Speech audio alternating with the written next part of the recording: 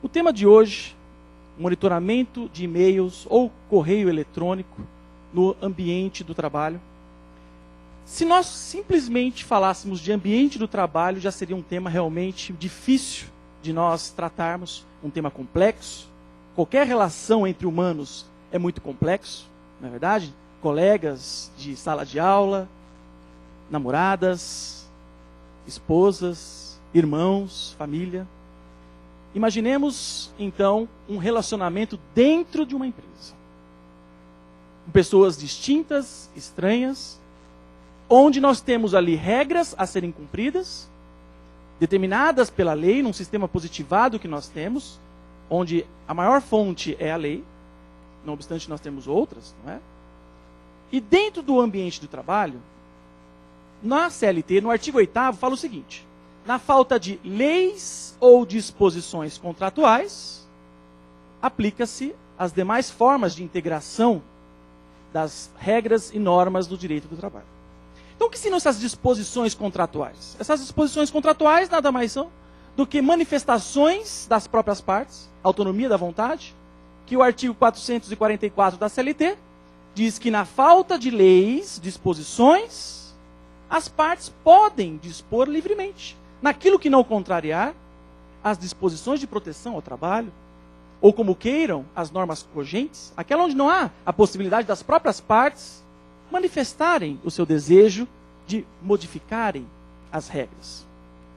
Então, quando se fala em e-mail, hoje, é uma ferramenta não só no nosso convívio particular, mas também dentro das empresas. Imaginemos nós, alguns anos atrás, os antigos malotes, né? Algumas coisas ainda são feitas por malotes, Sedex, os correios estão aí, né? Firme e forte, mas nós sabemos que hoje a tendência é nós utilizarmos essa ferramenta tão importante, que é o e-mail, onde você carrega dados, fotos, mídias, documentos, assinaturas digitais, autenticadas. Você faz contratos eletrônicos, tudo através da internet. Tudo através dessa ferramenta da internet, que é o correio eletrônico, ou chamado também de e-mail. Qualquer pequena empresa, qualquer relação de trabalho, seja do doméstico, seja numa multinacional, hoje, essas relações se perfazem através de e-mails. Não há como mais viver, né, sem e-mails. Aqui, não sei se está aqui no auditório, um desses quadros, mas nós temos uma comissão, aqui dentro dessa casa, que diz basicamente assim: internet, ou você fica on, ou você fica totalmente off. Então, seja na nossa profissão, de profissionais liberais, seja na nossa vida particular, seja dentro do ambiente de trabalho, nessa relação entre empregado e empregador, o e-mail é uma ferramenta de trabalho que hoje é imprescindível a sua utilização. Falado isso, nós vamos colocar, já de início,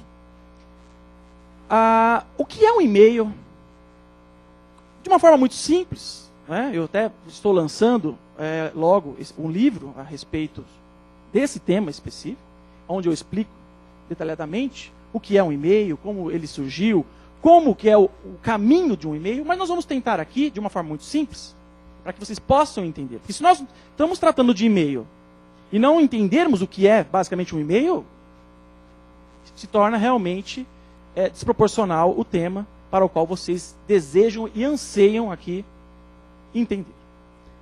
Bom, e-mail corporativo ou e-mail particular.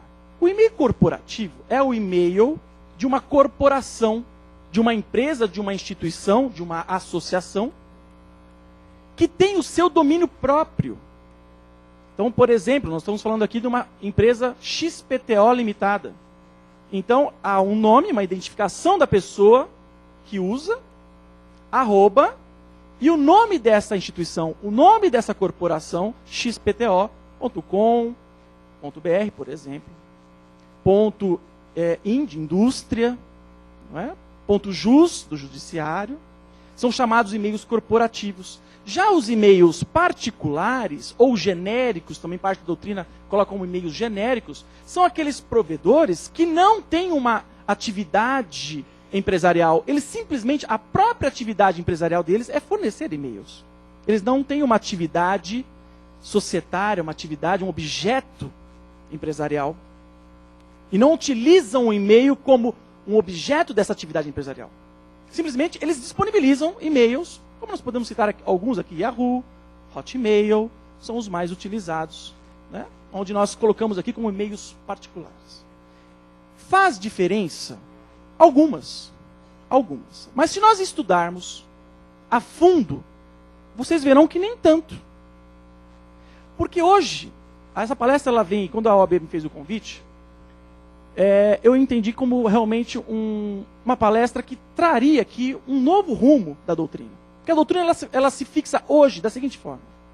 Se for e-mail corporativo, tendo algumas regras, pode utilizar. A empresa pode vasculhar, pode ter acesso ao conteúdo. Se for e-mail particular, não pode. Mesmo tendo sido acessado dentro da empresa, não pode acessar de modo algum. Praticamente como um direito absoluto. A doutrina ela se fixou basicamente nisso. Mas porque não houve ainda, como é um tema muito novo, não houve tempo, tanto da doutrina quanto da jurisprudência, se ater ao que realmente é um e-mail. Quais são as normas atinentes a essa relação e a essa utilização? Que é o que eu quero trazer para vocês aqui.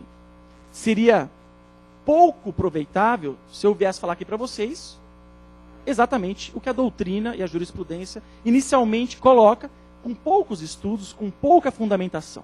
Eles se baseiam no direito da intimidade, da privacidade, da dignidade da pessoa humana e colocam uma porta às 7 chaves, como se esses direitos fossem direitos absolutos. E eu já começo a quebrar aqui um primeiro paradigma. Não existem direitos absolutos. Nenhum direito é absoluto. Se eu perguntasse aqui para vocês, nós temos pena de morte no Brasil? Não? Sim. Claro que nós temos. Em caso de guerra.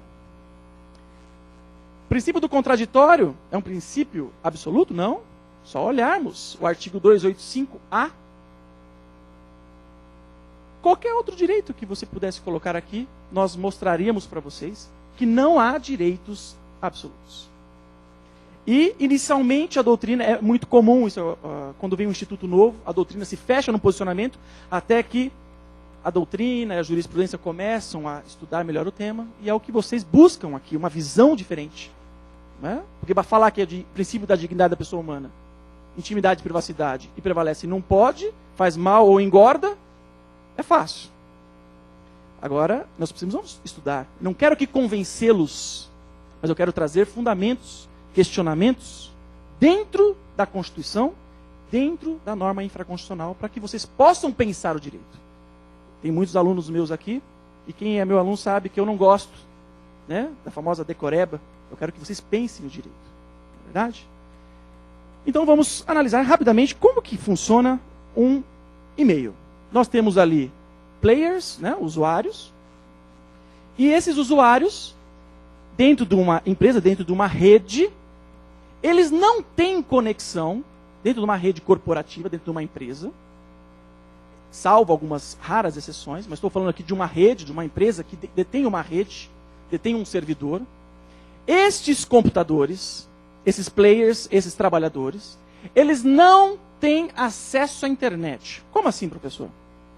Quem tem acesso à internet é a própria rede. É um servidor da empresa que se conecta a um servidor instalado em um outro local, em um outro domínio. Por exemplo, nós temos aqui o Hotmail, é um servidor americano. Né? Pode ter alguma instalação aqui no Brasil, mas é fora da empresa. Então, este servidor, que gera um IP, né? Aqui nós tivemos alguns impostos, né? Uma lei ontem aí, né, de direito tributário, que trouxe aí pra gente, ontem, dia 27 foi a lei nova aí. Os tributaristas estão todos animados com a nova lei que saiu dia 27. Acessem o planalto.gov.br, que é interessante. Mas voltando, gera um IP, um protocolo de identificação, que não será da máquina do player, da máquina do trabalhador. Esse P, essa identificação, esse número, essa individualização de acesso, não é da máquina da pessoa, mas sim de um servidor que se conecta ao mundo exterior, que é o chamado servidor.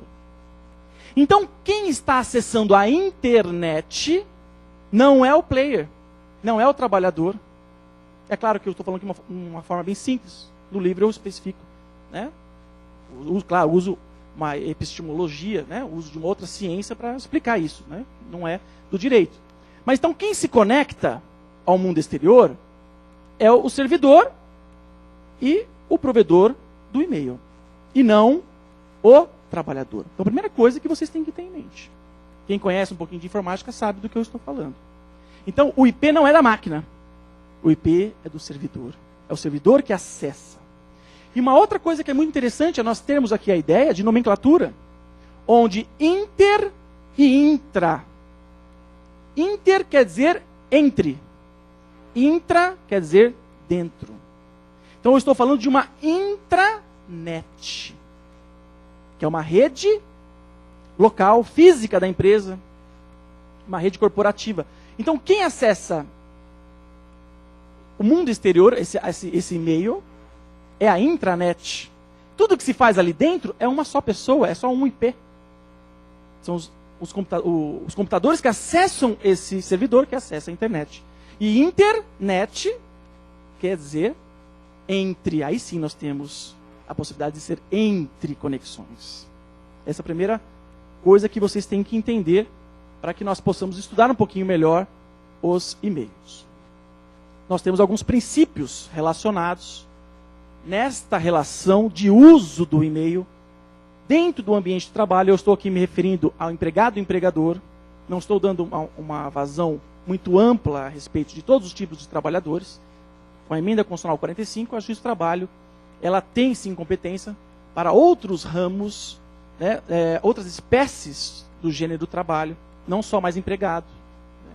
Hoje a Justiça do Trabalho, por força da emenda constitucional 45, que mudou o artigo 114 da Constituição Federal, ampliou essa relação, não só empregatícia, para a relação de trabalho. Então, emprego é a espécie do gênero trabalho. Então, nós temos outras espécies de trabalho. E emprego é uma delas. Temos o representante comercial, o prestador de serviços, o eventual, o autônomo, e etc. A Justiça do Trabalho cuida de todos esses. Mas eu estou me referindo aqui ao empregado, aquele que trabalha dentro de uma empresa e usa os computadores da empresa, usa essa rede da empresa. Tudo bem? Porque é claro que se ele estiver dentro da empresa e utiliza um equipamento seu, com o seu próprio provedor, ele paga lá uma mensalidade a um provedor, aí nós não temos que falar em monitoramento, porque nem há possibilidade de um monitoramento pela empresa a respeito. Você tem uma conexão direta num equipamento individualizado. Eu estou me referindo ao uso do computador da empresa, da conexão da empresa. Tudo bem? Nós temos alguns princípios relacionados. Princípio da privacidade, intimidade, princípio da proteção da propriedade, função social da empresa, inviolabilidade de correspondência. Todos princípios constitucionais, que refletem também na norma infraconstitucional, mas todos princípios constitucionais. A maioria deles no artigo 5º da Constituição Federal. Quem fala muito bem a respeito das normas constitucionais, eu particularmente gosto muito, é do professor José Afonso da Silva. E ele traz a ideia dos grandes constitucionalistas, Canutilho, Otto Bakov, da Alemanha, em que as normas constitucionais, elas não podem se sobrepor a outras, gerando a inconstitucionalidade da primeira norma que ficou abaixo, ou seja, que perdeu. As normas, elas devem ser harmonizadas, porque não existem normas constitucionais e inconstitucionais. Até há um livro do professor Otto Bakov, não sei se alguém conhece aqui, o Dr. Otto, da Alemanha, ele tem essa teoria, um livro chama-se Normas Constitucionais e Inconstitucionais, o que não acontece no direito brasileiro. As normas constitucionais, elas devem ser harmonizadas, utilizando-se dois princípios que nós conhecemos bem, que é o princípio da proporcionalidade e da razoabilidade. Exatamente. Eles devem ser harmonizados. E um se sobrepõe ao outro somente no caso concreto. E aqui nós vamos estudar. Mas isso não quer dizer que um princípio sempre estará acima do outro. O professor José Afonso da Silva, ele fala exatamente isso. Dentro daquele caso, dentro do caso concreto. Então, princípio da privacidade e da intimidade. Vamos falar um pouquinho desse princípio. O princípio da privacidade e da intimidade, a primeira coisa que nós temos que ter em mente, que quando você analisa o artigo 5º, inciso 10º, ele não fala que essas garantias constitucionais são só para pessoas físicas. Não fala. São invioláveis da pessoa, são direitos invioláveis da pessoa. Mas a pessoa ela pode ser jurídica ou física. E a doutrina é pacífica nisso. Tanto é que o artigo 52 do Código Civil, esse artigo, quem tiver, por favor, até abra e leia, ou se não, anote para ler em casa. Muito importante do que eu estou falando. O artigo 52 do Código Civil. Fala assim, aplicar-se-á às pessoas jurídicas, no que couber, os direitos da personalidade a estas. Então, o que são direitos da personalidade? São direitos relativos à pessoa. Nome, imagem, honra, privacidade e intimidade. Professor, mas a empresa teria privacidade, intimidade? Olha, eu conto para vocês que a empresa tem segredinhos. Tanto é que ela tem vida privada, que ela é uma pessoa jurídica de direito privado. Ela tem vida privada. Ela é a responsável pelo meio ambiente privado de trabalho dos seus trabalhadores. Quando você abre o artigo 482 da CLT, um artigo conhecido pelos trabalhadores, que trata da justa causa, fala assim, comete justa causa a pessoa que viola segredos da empresa. A empresa tem segredos. Claro, voltados a uma atividade, mas não deixa de ser segredos. Quem são seus fornecedores? Preço. Não é verdade? Fazendo um paradoxo aqui, entre a pessoa física e a pessoa jurídica, dos direitos da personalidade, a empresa tem um nome, a pessoa jurídica também tem um nome. A pessoa jurídica tem uma certidão de nascimento, como a pessoa física, que é o contrato social registrado na junta comercial. Ela tem certidão de óbito, a pessoa jurídica. Quando ela morre, tem dia e hora da quebra. Estou falando, me referindo à sentença de falência. Ela tem, dentro dessa certidão de nascimento, ela tem quem são os papais, papai e mamãe, quem são sócios. Tem as características, né? Olho azul, olho verde, moreno, alto, bonito, sensual. Tem lá as características, não tem? Olha, mas nós temos também as características da empresa também. Qual é a atividade, qual é o objeto, com quantos quilos a empresa nasce. Ou seja, estou falando do capital social daquela empresa. E aí, para consagrar o que eu estou falando, que parecia mentira, né? Esse professor está me enrolando. O STJ, súmula 227 do STJ, fala: a pessoa jurídica pode sofrer danos morais. Se pode sofrer danos morais, o que é dano moral? Prejuízo nos direitos da personalidade. A moralidade é um dos direitos da personalidade. Nós gostamos de brincar aqui com os patrícios, eu posso brincar com os patrícios porque cordeiro, né? Não dá nem para negar. E os patrícios, o que nós chamamos de dano moral aqui, eles chamam de danos aos direitos da personalidade. O nome deles é muito mais propício. Então, se a empresa sofre dano moral, isso quer dizer que ela tem direitos da personalidade. E se ela tem direito da personalidade, ela tem direito à privacidade e à intimidade. Só faço uma ressalva. Né? Porque o que é vida privada? É a proteção do nome. Se você ir lá e falar alguma coisa contra uma empresa, e isso repercutir negativamente, você pode sofrer uma ação de indenização como forma de proteção do nome dessa empresa? Sim ou não? Sim. Então há proteção. A empresa tem honra? Acabei de falar que o STJ fala que cabe dano moral contra a empresa. Então ela tem sim direito à privacidade.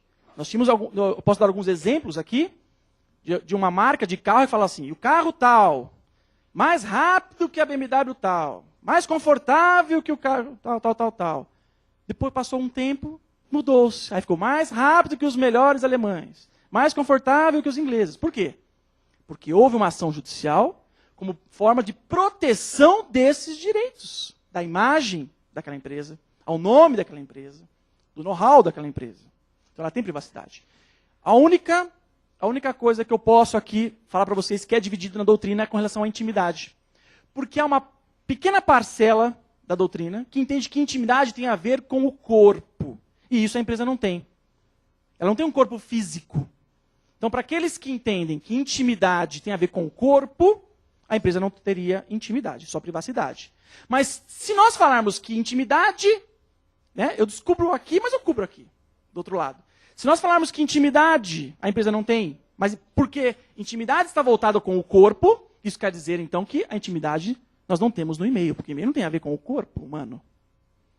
Olha só como que a gente, né, pensando direito, nós começamos a traçar alguns caminhos. E também não são direitos absolutos. Né? Nós temos direitos à intimidade, à privacidade da nossa casa, mas é absoluto? Ninguém pode entrar na sua casa? Em flagrante delito não pode?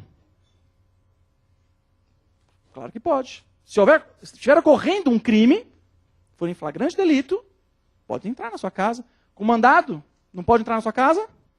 Pode. Estado de necessidade? Pode. Legítima defesa? Pode. Então, nós percebemos que nenhum direito é absoluto. Direitos da personalidade, eu acabei já mencionando alguns. Artigo 5º, 10º, é onde está a privacidade e a intimidade. Artigos do 11 ao 21 do Código Civil, nós temos um capítulo falando dos direitos da personalidade. Não estão todos ali, tá? Mas nós temos um capítulo no direito civil tratando desses direitos. E como eu falei do artigo 52 do Código Civil, com a súmula 227 do STJ. Proteção da propriedade. A empresa tem o direito de bem utilizar os seus bens. Você tem direito à propriedade, é um direito constitucional garantido. Dela de usar, desde que não seja de forma ilícita. É aquele velho ditado no direito. O que não é proibido é permitido. E nós não temos uma lei hoje falando que a empresa não pode monitorar os e-mails. Sorria, você está sendo monitorado. Você está sendo filmado. Você está sendo rastreado através do seu rastreador no seu carro, através do seu sem parar, através do seu celular. Nós tivemos recentemente o problema com o iPhone 4. Né? Não sei se alguém acompanhou, que ele mostrava exatamente onde a pessoa estava. Né? Imagina se ela estiver fazendo alguma coisa errada. Né? Olha o problema, olha o prejuízo para a sua... Alguns deram risada aqui, porque faz coisa errada, olha lá. Hein? Bom, então a empresa tem o direito de propriedade e é um direito constitucional. E o equipamento é dela, o provedor é dela, a intranet é dela, o computador é dela. Então, o direito nós temos que harmonizar, vamos chegar lá. Função social da empresa. A empresa, né, eu sou militante do direito do trabalho, nós sabemos que o trabalhador é o hipossuficiente, é a parte mais fraca da relação. Mas se nós batermos sempre na empresa, porque direito não é só dar para um em detrimento do outro, privilegiar um em detrimento do outro. Muitas pessoas chegam para mim e falam assim, professor, mas no dia de trabalho há a possibilidade da empresa ganhar? E como? E como? Eu fui advogado há alguns anos de uma grande montadora de carros, que aqui eu não vou referir qual é o nome, mas uma das 4 vinha as importadas, não é? Uma das 4 nacionais, através de um grande escritório, na qual eu trabalhava. De cada 10, 8, 9 eram improcedentes. Porque essa empresa detinha realmente um departamento pessoal, um RH, que mantinha todas as normas de direito do trabalho em observância. E se ganhava. Tá? Então a empresa ela cumpre uma função social. Que função social? Ela gera empregos. Ela gera impostos que são revertidos para a própria sociedade. Então sem a empresa nós não temos uma economia forte. E um país sem uma economia forte não é um país forte. Então a empresa ela, sim, ela cumpre um papel. Então essa relação ela tem que ser harmônica. O direito tem que dar iguais possibilidades às partes, protegendo os direitos de cada um.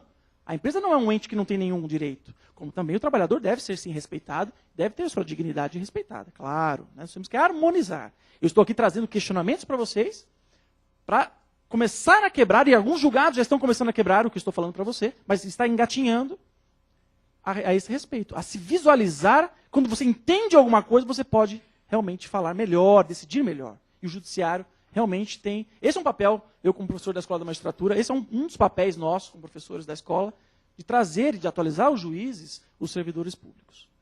Então olha lá o artigo 5º fala, todos são iguais, olha lá a isonomia que eu estou falando para vocês, perante a lei, sem distinção de qualquer natureza, seja pessoa física, pessoa jurídica, grande empresa, pequena empresa, garantindo seus brasileiros e estrangeiros residentes no país a inviolabilidade do direito à vida, à liberdade, à igualdade, à segurança e à propriedade.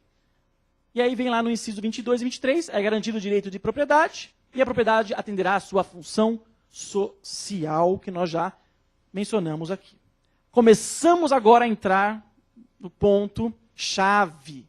Eu não quero me alongar muito. No ponto-chave que vocês realmente anseiam por escutar. Inviolabilidade de correspondência. Artigo 5º, inciso 12º. É inviolável o sigilo de correspondência e das comunicações, das comunicações telegráficas, de dados e das comunicações telefônicas, salvo, no último caso, por ordem judicial, nas hipóteses, na forma da lei, estabelecer para fins de investigação criminal ou instrução penal. Esse artigo é um dos piores artigos escritos dentro da Constituição. Eu posso falar isso sem nenhum medo. Foi um dos artigos que mais deu problema para ser interpretado. Porque eu vou trazer para vocês alguns questionamentos. Olha só que interessante. Então, a inviolabilidade é só para fins penais? Primeiro questionamento. Segundo, é inviolável o sigilo da correspondência, comunicação telegráfica, dados, comunicações telefônicas. Salvo no último. Aí eu pergunto, qual é o último? Olha lá, estou dando um tempinho para vocês. Qual é o último? É a comunicação telefônica? Ou é... Porque nós temos uma vírgula, cadê a vírgula? Aqui, né? Ou esse último são os dados e comunicações telefônicas? Primeira coisa. Então a inviolabilidade é só de telefone? Ou é dados e telefones? E aí, se nós temos essa interpretação, vou trazer um outro questionamento. Então, o sigilo de correspondência e de comunicação telegráficas, esse é um direito absoluto? Que fala salvo no último caso? Seja telefone, seja dados, seriam só esses? Então os outros nós estamos tratando aqui de direito absoluto? Não. Não estamos tratando de direitos absolutos, por isso que eu falei. Esse artigo foi um dos artigos que mais deu problema para ser interpretado pelo Supremo Tribunal Federal. Essa inviolabilidade são de todos, mas também as exceções são para todos. Isso não sou eu que estou falando. Isso é o Supremo Tribunal Federal, de longa data, a esse respeito. Tá? Então nós começamos a ver aqui, esses direitos invioláveis não são todos absolutos, são relativos. Nós precisamos agora entender qual é a extensão dessa relativização. Olha lá, direito relativo ou absoluto, já acabei de falar. Nenhum direito é absoluto. Esse direito é relativo, há exceções. E para a instituição penal, para instrução tributária, no que tange ao sigilo de banco, de imposto de renda. Então, se fosse assim, nós não poderíamos abrir. Há exceções para que o sigilo bancário, sigilo telefônico, interceptação mediante autorização judicial, nós sabemos, e outras. Né? Nos próprios processos de vocês, sei que tem muitos profissionais aqui, nós não pedimos ofício à delegacia regional da Receita Federal, para trazer as últimas declarações de imposto de renda do devedor, para saber o que ele tem no nome dele, ou tinha desde o início do processo? Não é um jeito de quebrar essa inviolabilidade? Não é verdade? Nos nossos casos, no dia a dia, eu estou falando aqui. E você não acaba sabendo qual é o carro que ele tem, qual é o dinheiro que ele tem no banco, onde ele tem a casa, se é em Miami, ou se é em Ibiza, né? Onde ele tem uma casa de praia para passar um tempo. Você quer penhorar essa casa? Né? Então nós vemos que esses direitos todos são direitos relativos. Proteção dos dados, conteúdo, ou do processo de comunicação dos dados. Porque o artigo fala, aqui voltando um pouquinho, ele fala inviolabilidade da correspondência, comunicação telegráfica, dados e comunicações telefônicas. Se nós entendermos que o e-mail é correspondência, eu vou trazer isso daqui a pouco para vocês, se o e-mail é correspondência ou se é dado. É uma coisa que nós temos que tentar descobrir aqui. Se e-mail é correspondência ou não, eu vou trazer. Tem a lei dos serviços postais, que fala o que é correspondência. Nós vamos ver em qual deles se encaixa ou se não encaixa nenhum. Mas voltando lá, qual é a proteção desse artigo aqui? Protege o conteúdo, ou seja, o que está escrito no e-mail, vamos trazer mais especificamente agora. O que a empresa não pode é saber o que está escrito. Isso que ela não pode saber. Ou a proteção é do processo de comunicação, ou seja, a interceptação. É o primeiro ponto que nós temos que tentar descobrir. Porque se isso fere o princípio da dignidade da pessoa humana, qual é a proteção que o artigo 5º, que trata de privacidade e intimidade, protegeria? O conteúdo ou a interceptação? Conteúdo. Saber com quem você está saindo, com quem você está namorando, quanto você ganhou no último mês, quais são seus planos profissionais, íntimos, pessoais, o que você fez no verão passado, não é verdade? Seria o conteúdo. Para dar essa proteção à intimidade, privacidade e à dignidade da pessoa humana, seria o conteúdo, correto? Vamos ver o que o Supremo diz. Né? E depois nós vamos ver se e-mail é correspondência. Então vamos ver aqui a primeira pergunta. Proteção de dados, conteúdo ou o processo de comunicação? Vamos ver o que o Supremo diz. Então, olha lá. Ministro Sepúlveda Pertence, ministro Nelson Jobim, em 2 casos que ficaram históricos a esse respeito desse artigo, falando o seguinte. Primeiro, Sepúlveda Pertence. Da minha leitura, no inciso 12º da Lei Fundamental, o que se protege, que é aquela norma que nós estávamos discutindo, é de modo absoluto, até em relação ao Poder Judiciário. É a comunicação de dados, e não os dados. Veja, não é o direito absoluto, a proteção. São coisas diferentes, tá? A comunicação de dados, e não os dados, o que tornaria impossível qualquer investigação administrativa. Veja, não está falando nem penal. E olha só, no mesmo sentido, o ministro Nelson Jobim. Passa-se aqui que o inciso 12º não está tornando inviolável o dado da correspondência da comunicação ou do telegrama. Ele está proibindo a interceptação. Inter é no meio, uma pessoa no meio. Então, eu mato até uma coisa aqui que muitos estudantes de direito perguntam para mim, professor, posso gravar conversa telefônica? Sim, desde que seja sua. Mas a outra parte tem que saber? Não. Se você for uma pessoa, um locutor, se você não for um interlocutor, ou uma pessoa que está no meio dessa comunicação, você não pode. Porque a proteção é da interceptação. Você pode gravar sua própria conversa? Sim, sem nenhum problema. Quando você faz uma compra, a pessoa só avisa. Né? Mas se ela não avisar também, não há problema algum. Para fins de segurança, essa conversa será gravada. Quem nunca fez uma compra? Né? Através do telefone. Então, se você é um dos locutores, tudo bem, porque você não é um interceptador. Está muito claro. Ele está proibindo a interceptação da comunicação dos dados e não os resultados. E aí volta o ministro Sepúlveda Pertence e fala aqui. Aqui insisto em que, no meu entendimento, o sigilo garantido é o da comunicação privada de dados e não dos dados em si mesmos. Ou seja, a proteção constitucional do artigo 5º, inciso 12º, não é do conteúdo. É claro que o conteúdo acaba sendo uma consequência, mas não é em si a proteção do conteúdo, que geraria aí um prejuízo, uma responsabilidade ao princípio da pessoa humana, à intimidade ou à privacidade. É a interceptação. E se nós voltarmos lá para o início, nós entendemos o que é o e-mail e da onde sai esse e-mail corporativo, seja com domínio da empresa ou não, que sai de uma intranet, nós verificaremos que não há interceptação, porque quem está fazendo a comunicação com o e-mail, que busca a informação e volta, é o servidor. E todas as informações ficam no servidor. A empresa ela não chega a entrar nem no próprio domínio, quando o domínio é dela. Ela não precisa entrar no domínio. Ela tem essas informações no seu próprio servidor.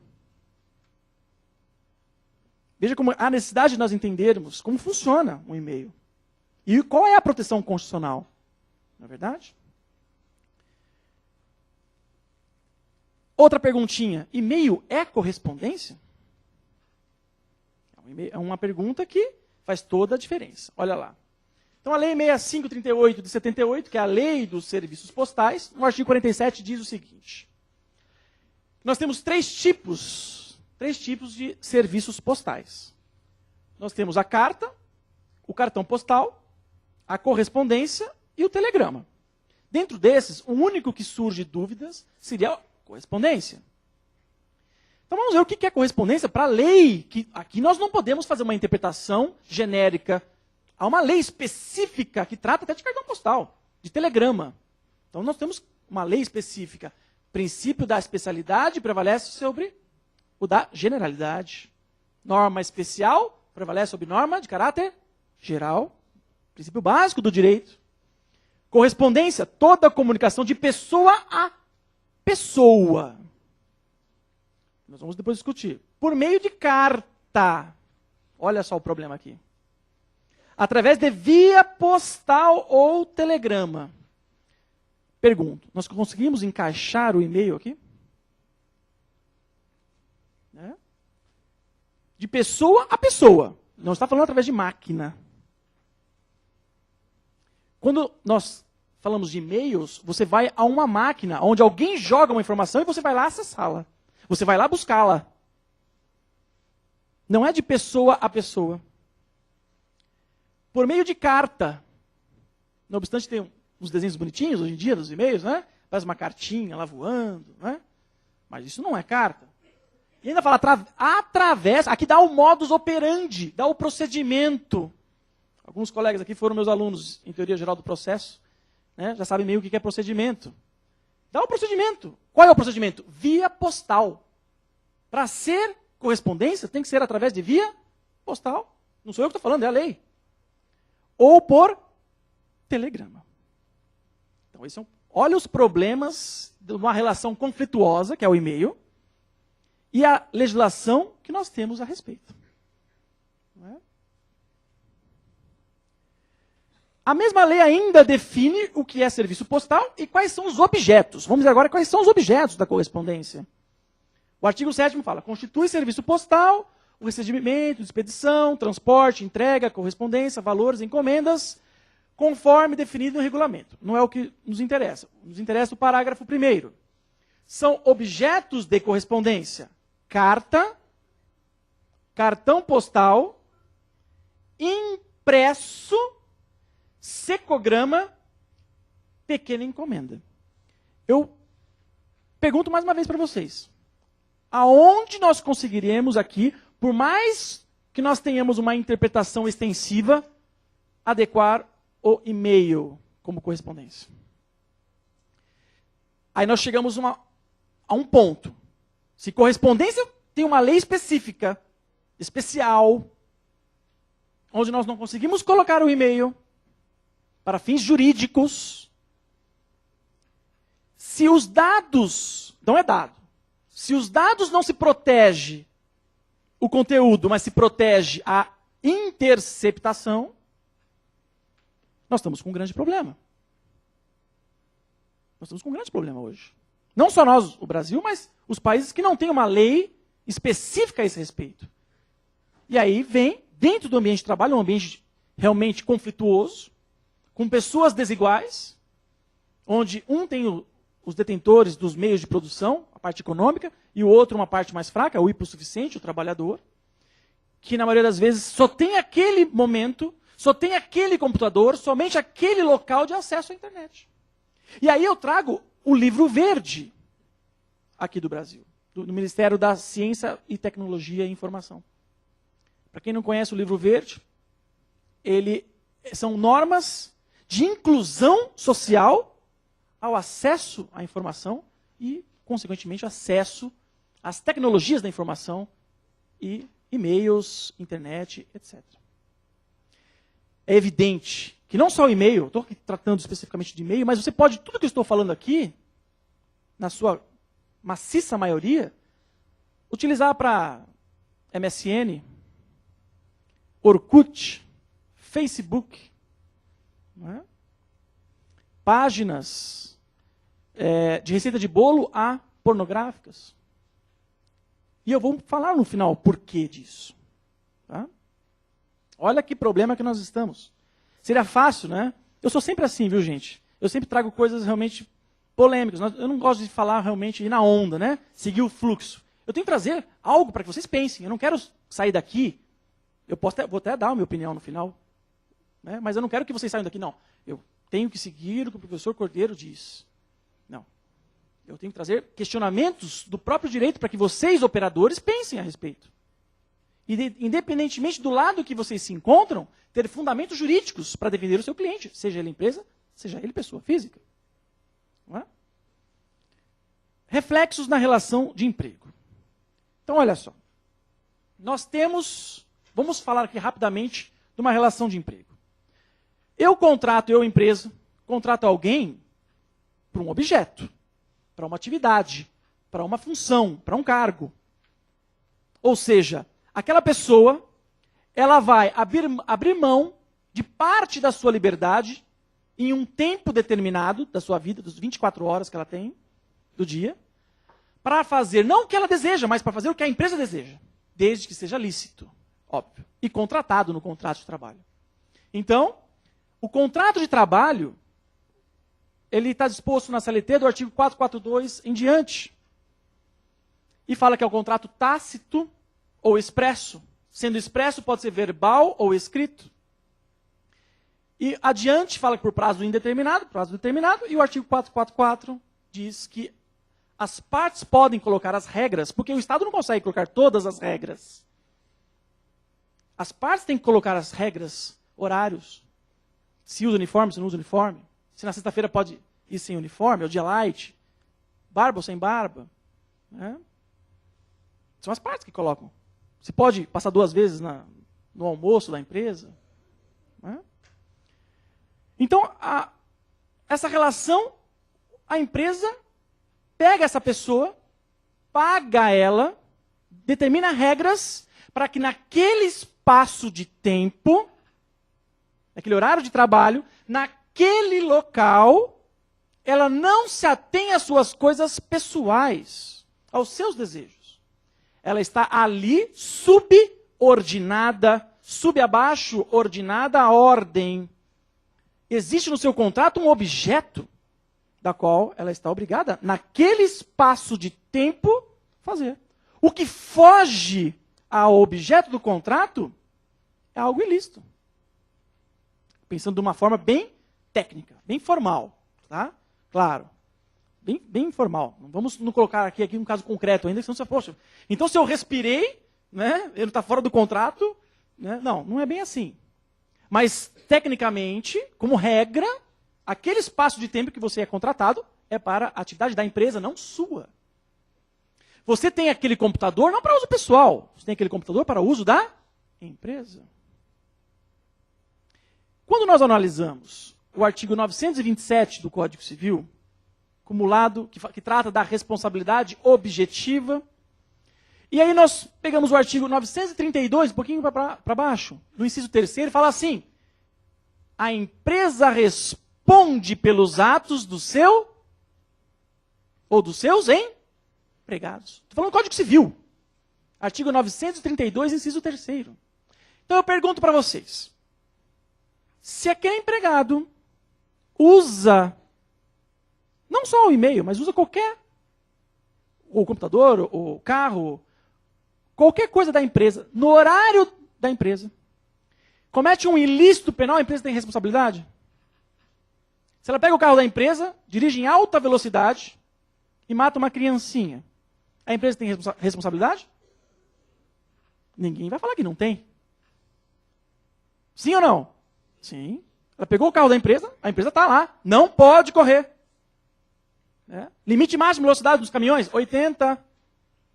E ele está a 120 e mata alguém. Quem é que paga essa indenização? A empresa. Claro que ela pode depois regressar contra a pessoa. Mas se a empresa tem a responsabilidade, simplesmente por estar no horário de trabalho, por estar usando o seu equipamento, qual é a diferença do computador e do e-mail?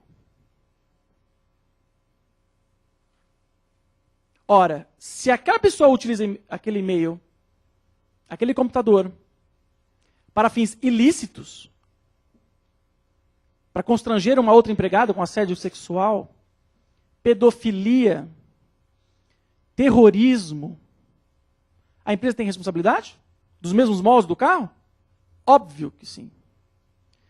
E qual é a teoria que abarca, que fundamenta essa responsabilidade? In iligendo, in vigilando. Ela escolheu errado esse empregado e ela não o vigiou. Vigiar é o quê? Monitorar. Fiscalizar. Por que o e-mail não pode ser fiscalizado? Por que o carro pode, a sala pode e o e-mail não? É um questionamento que eu estou fazendo para vocês por conta de uma teoria que o direito mesmo coloca, não sou eu. São propriedades da empresa. Ele está ali a serviço da empresa. Não é? E o principal quesito do contrato de trabalho não está no artigo 3º, nem no artigo 2º da CLT. É a fidúcia. É a confiança, é a boa-fé que a empresa tem no empregado e que o empregado tem na empresa de que vai pagar os seus salários, os seus direitos. Então a empresa tem a confiança de que ele vai cumprir, mas ela tem um direito, que está dentro do direito chamado de poder de direção da empresa, poder diretivo, como queiram, que é a subordinação que o empregado se coloca, ao passo que a empresa pode fiscalizar. É muito comum, né? Alguns alunos chegam para mim e falam assim, professor, mas me dá a presença. Né? Olha, me dá a presença aqui. Eu vou estar atestando que você está na faculdade, ao passo que você não está. Aquilo pode ser um álibi para você. Se você comete um crime. Olha o problema. A faculdade teria responsabilidade? Sim. Então nós temos que analisar o direito não só individualmente, mas toda a teoria do direito e aplicar a ela. Não é? Então a empresa paga para que você cumpra o seu papel, cumpra o seu objeto, e você está usando de algo ilícito para ter algo lícito. Eu trago aqui a teoria da árvore árvore podre com os frutos bons. A árvore podre consegue dar frutos bons? Você consegue ter um direito lícito advindo de um ato ilícito? Não. Então, se você descumpre o objeto do contrato, é algo ilícito. Se é de grande monta ou pequena monta, não importa, mas é algo ilícito. Algo que foge do contrato, algo que foge à boa-fé objetiva e subjetiva. Como pode surgir direitos lícitos de uma ilicitude? Teoria dos frutos. Né? Princípio protetor versus poder diretivo. É óbvio que o funcionário, aqui eu estou tratando do que é mais polêmico. Ele deve sim ter uma proteção do direito do trabalho. Porque ele é o hipossuficiente, a parte mais fraca na relação. Mas isso não quer dizer que ilícitos possam ser acobertados. Isso não quer dizer que ele não possa ser fiscalizado. Todos nós estamos sendo fiscalizados. A todo momento, a todo instante. Não é? Então a empresa tem o direito de fiscalizar, ainda mais quando é o uso da sua propriedade e dentro do horário de trabalho, na qual ela tem a responsabilidade, como nós já vimos no artigo 932, inciso 3º. Que pode gerar responsabilidades civis, olha lá, relativas a esta relação. Danos morais, danos materiais.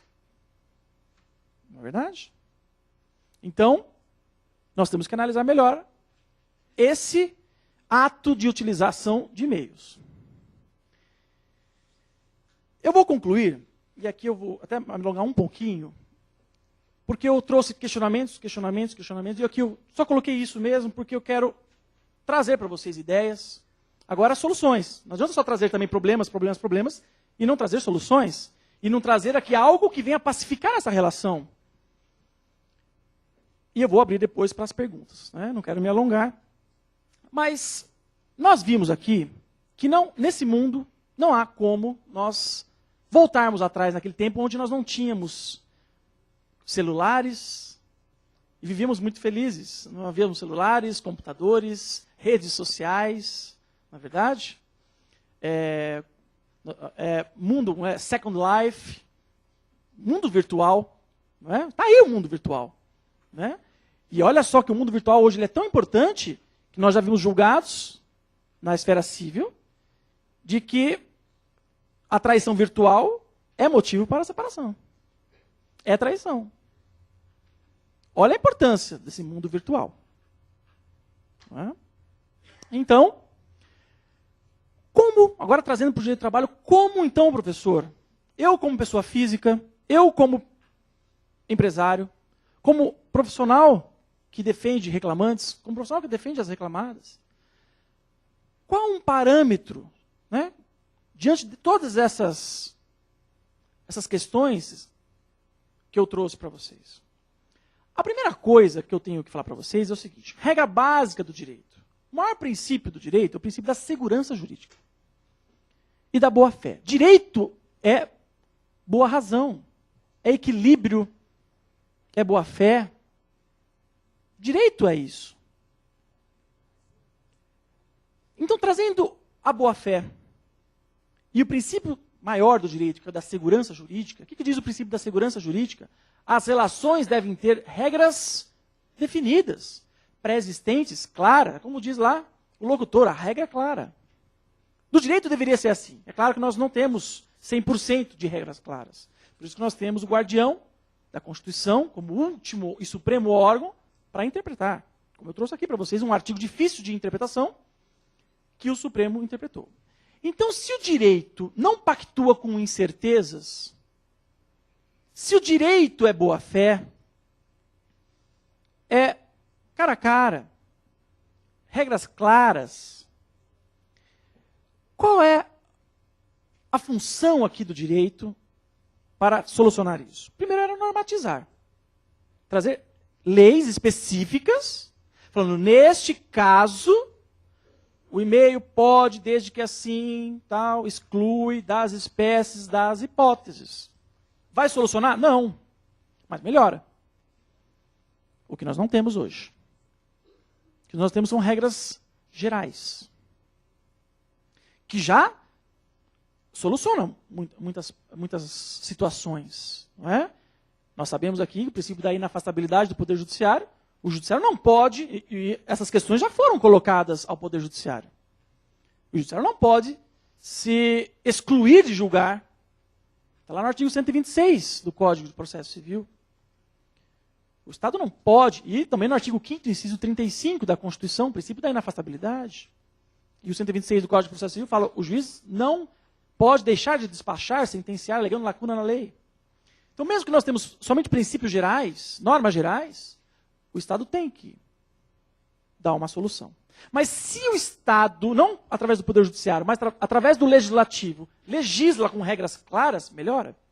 Sobra para o Estado Judiciário interpretar essas regras específicas. É muito mais fácil interpretar regras específicas do que regras genéricas. Primeiro ponto.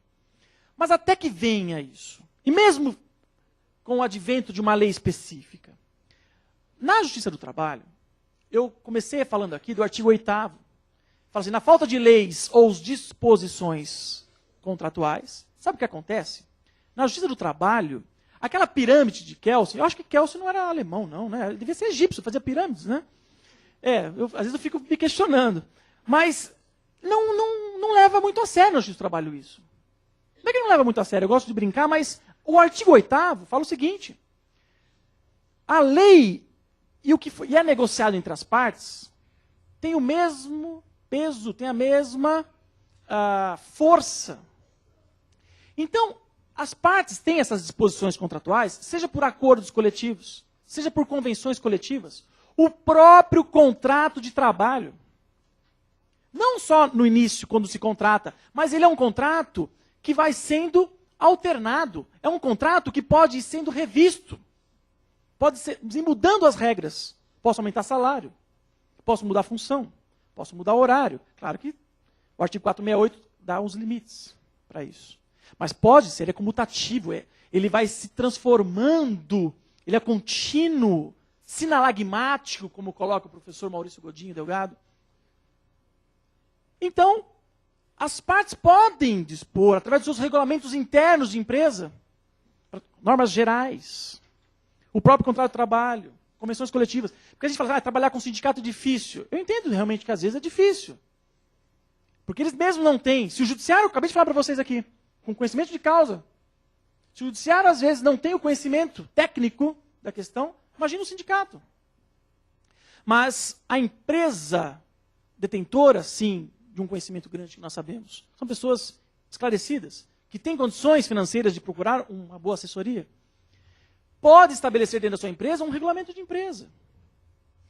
Um adendo ao contrato de trabalho, colocando lá na portaria, no balcão, fugiu agora, no painel da empresa, lá no quadro de avisos, as regras, passar uma circular,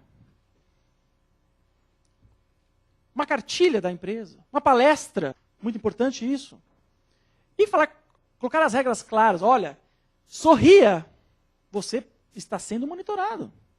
Ou você pode ser monitorado. Coloca regras. Você só pode utilizar em tal horário. Ou não pode utilizar. A culpa maior aqui é das próprias empresas, que não colocam regras claras. E devem colocar regras claras para a utilização das suas ferramentas. Ora, com o carro ela coloca, né?